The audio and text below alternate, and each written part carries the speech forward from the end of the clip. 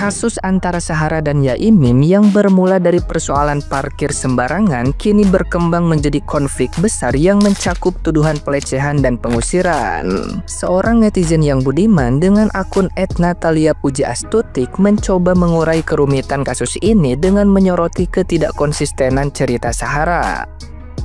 Ia menilai tidak masuk akal jika Yaimim, seorang tokoh yang terpandang secara finansial dan spiritual, melakukan perbuatan tercela seperti yang dituduhkan. Apalagi Yaimim dikenal teguh mempertahankan rumah bersejarahnya yang syarat doa dan keberkahan meski ditawar hingga puluhan miliar.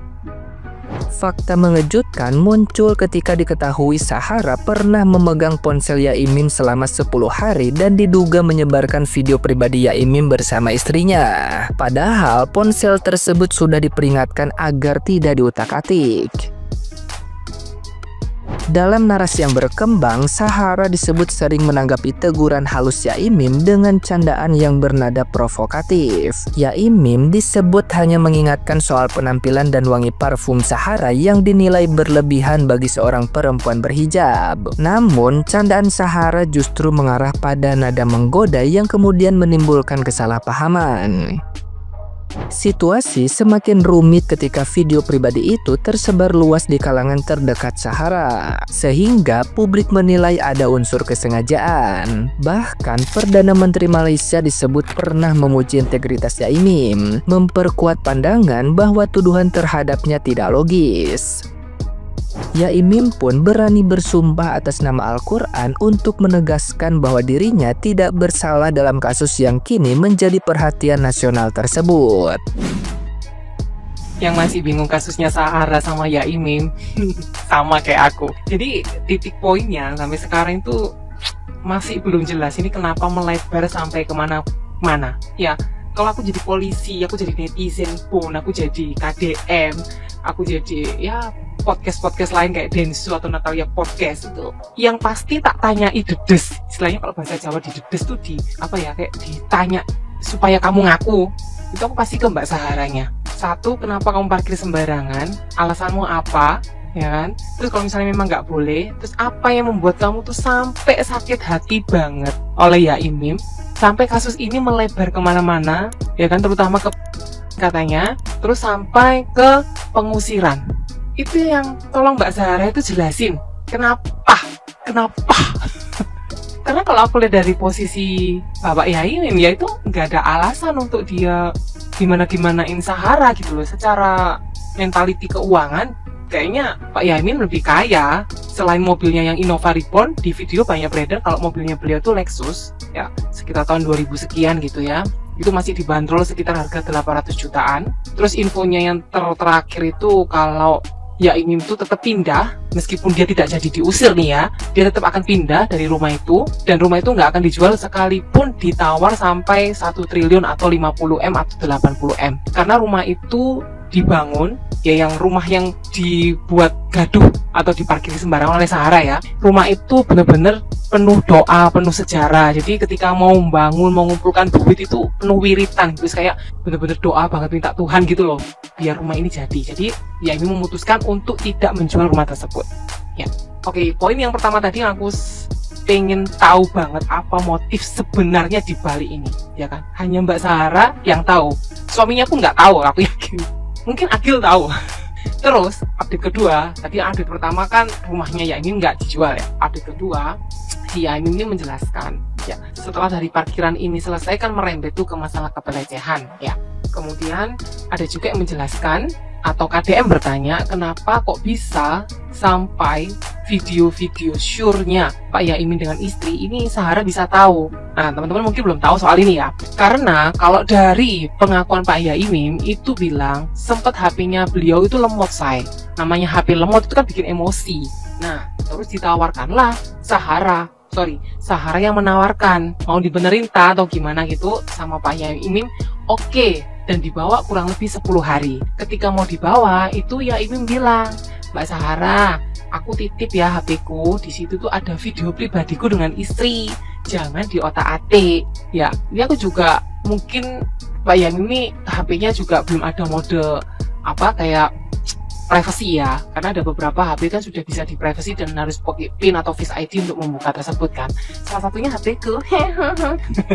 Terus si Sahara ini responnya oke, nggak apa-apa, aman, karena aku juga punya say, ya kan, juga punya. Dan ditunjukkan ke Yaimim itu nggak detail, tapi kayak pas slide gitu loh, dari jauh gitu. Jadi Yaimim tuh kurang jelas banget itu dengan siapa. Tapi kalau infonya Mbak Sarah tuh bilang ya dengan satu petinggi atau pejabat, terus dengan orang-orang dekat lah say, yang pasti bukan dengan suaminya. Terus itu yang pertama ya. Yang kedua, yang soal melebar kemana-mana ini, di Yaimim ini bukan sering tapi negur halus sama Mbak Sarah. Mbak Sarah itu kan kalau pakai parfum itu katanya Yaimim itu wanginya tuh sampai ratusan meter tuh kecium. Wih, merek apa itu say, nggak ada keranjang kuningnya. Terus pakai bajunya itu, orang berjilbab itu kan harusnya agak longgar-longgar ya. Nah dia itu kan agak bukan seksi tapi agak ketat gitu loh, meskipun itu bukan kain spandek tapi kain satin, cuman itu tetap ngetat gitu loh, kayak lekuk tubuhnya tuh kelihatan gitu lah. Ya ini Miki ngomong hati-hati loh Mbak Sarah, nopo pak gitu kan. Biasanya nek wong wedok kanggo wangi-wangi ya tuh kayak memancing pria-pria gitu loh, apalagi baju kan juga sampean ki ya istilahnya itu kurang pas gitu loh ya. Lah responnya si Sarah itu bukan oh enggak pak sepurane atau nanti gimana ya, mungkin sama Sarah ini dianggap juga kayak jokes ya, dan dia juga melempar jokes ke Pak Yaimim. Dia bilang, oh apa sampean juga mau ta? Lah ini maunya Tina nggak paham, karena di video Yaimim waktu bilang itu juga ditit, jadi aku nggak bisa menerka-nerka. Seperti Yaimim bilang jangan berpikir negatif. Akhirnya sama ditunjukkannya lagi video-video atau foto-foto Sarah dengan yang tuh ya terdekat itu. Nah terus kenapa akhirnya video Pak Yaimim dengan istrinya itu bisa kesebar? Karena ya Sarah sendiri yang nyebarin say. Jadi yang bisa tahu video-video tersebut itu anggota atau keluarga terdekatnya Sarah atau geng-gengnya Sarah. Kita nggak bisa tahu siapa aja yang sudah melihat video-video tersebut ya kan. Karena kalau misalnya itu memang terbukti ya itu Mbak Sarah dapat hukuman lagi kayaknya ya. Penyebaran kan itu ada hukumannya nggak sih ya kan. Terus update yang ketiga ya, itu PM Malaysia itu sampai datang ke kediaman Pak Yaimim untuk ngasih support saya. Dan PM ini yang ngatain Pak Yaimim ini, kalau Pak Yaimim ini bukan orang biasa, bukan orang sembarangan. Dia itu memang orang yang istilahnya ilmunya tuh dalam dunia perislaman ya, dia tuh sudah kayak suhu gitu loh. Jadi kayaknya tuh nggak logik banget. Nah, misalnya sampai melakukan atau apa, karena Yaimim sendiri juga bilang kalau misalnya memang aku ini beneran goda yang sampai gimana ke Sarah itu enggak, karena dia itu masih hafal Quran. Jadi yang aku tahu ya, netizen ada komen kalau misalnya orang yang hafal Quran terus tiba-tiba melakukan dosa yang sampai kayak gimana itu tiba-tiba hilang gitu loh, ingatannya tuh tiba-tiba Quran tuh hilang saya. Nah sedangkan Pak Yaimim itu kan nggak goda, makanya hafal Al-Quran tuh masih hafal sampai sekarang. Dan kalau memang siapa tuh namanya Sahara ini beneran digoda sama Yaimim, ayo sumpah Quran. Nah Yaimim nantangnya kayak gitu. Karena kalau misalnya bercanda iya ya kan, ya kayak yang tadi aku bilang, bercandanya itu ya soal parfum wangi, dan itu akhirnya merembet ke video-video tersebut. Ya udah itu aja sih. Kalau untuk urusan polisi atau urusan sudah persidangan belum kayaknya ya, ini masih proses, masih mencari bukti dan masih di undang-undang podcast gitu kan, karena ini masih menjadi masalah nasional. Nah, gimana nih menurut netizen yang terhormat? Silahkan berkomentar ya.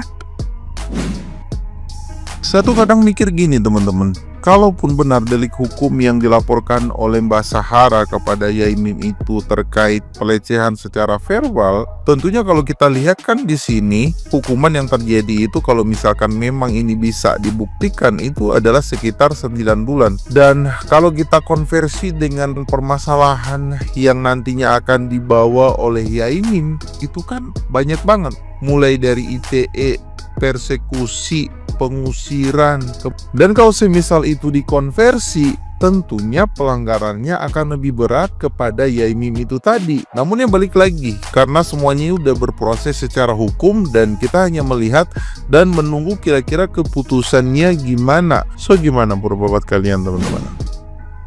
Akhirnya aku nggak betah untuk tidak komen tentang Yaimim dan Ibu Su aja ya aku nyebutnya ya.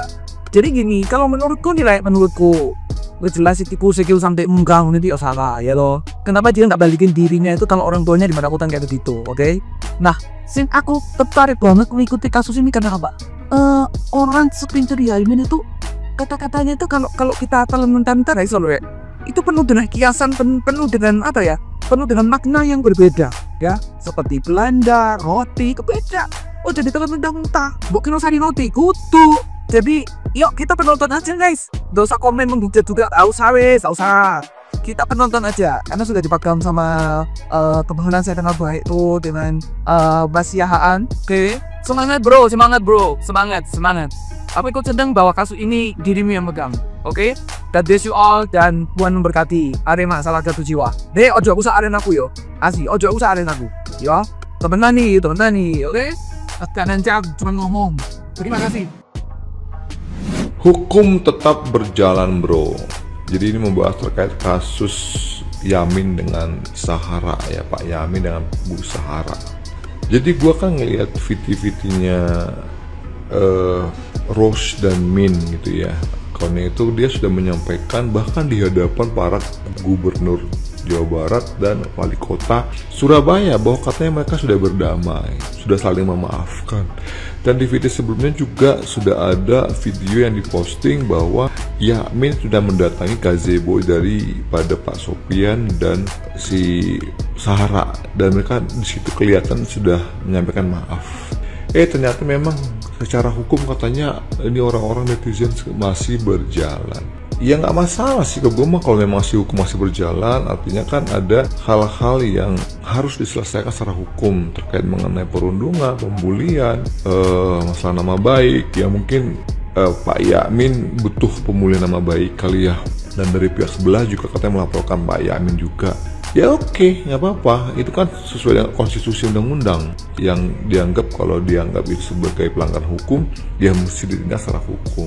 Tadi kan gue pikir ya, oh mereka legowo nih bertetangga. Ya karena pada dasarnya namanya bertetangga itu kan ya nggak enak dong kalau bertengkar kan. Apalagi sampai sekelas gubernur dan wali kota turun menyambangi rumahnya Pak Yamin. Gue pikir ya tujuannya pasti ngedamein gitu loh. Walaupun kesannya katanya hanya ya mau silaturahmi, mau lebih kenal segala macam, ya oke gitu kan. Tapi gue heran juga sih ya, kenapa yang justru yang menyambangi rumah Pak Yamin itu gubernur Jawa Barat dan wali kota Surabaya. Emang Malang nggak punya wali kota ya? Gue tanya ini, gue serius nanya. Emang Jawa Timur nggak punya gubernur? Kenapa minjem? Maksud gue kenapa harus Pak ADM tuh yang ya andil dalam hal perdamaian ini? Kenapa harus wali kota Surabaya? Wali kota Malang lagi sibuk gitu. Atau emang gak peduli gitu sama rakyatnya? Ini sampai keributan sekelas skala nasional gitu kan, masa nggak ada itikat gitu loh dari sekelas wali kota gitu kan, apalagi sudah melibatkan RT, RW, kelurahan. Itu masih menjadi tanda tanya PR buat gue sih. Kenapa justru yang terlibat itu malah Surabaya, Jawa Barat? Aneh.